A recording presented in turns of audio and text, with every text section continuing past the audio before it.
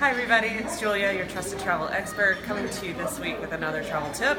I am currently in Peru, and the water system, of course, is different than ours. It's not that it's bad, it's, I'm sure, very clean water, but when you travel to a lesser developed country, there's often different bacteria in the water that we in the US are not able to ingest and does not agree with our tummies. And I got this tip in India from a friend I was traveling with there, that a really great way to counteract that is to go for the local yogurt.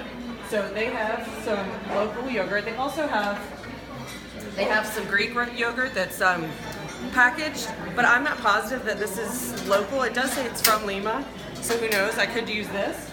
But I'm just gonna go ahead and serve myself up some local yogurt, which you see it's very different than our Greek yogurt. It pours, it's very liquidy. But I'm gonna do that, and I've been doing it every morning that I could at breakfast, just to counteract in case, if I brush my teeth with the water, or like yesterday I had some ice cubes in a drink that I was served that, I'm just a little nervous about. I don't know how filtered that water was for the ice. So I'm just using this to get a little of the local bacteria in my belly so I don't have any bathroom accidents. That's it for this week. I'll talk to you next week.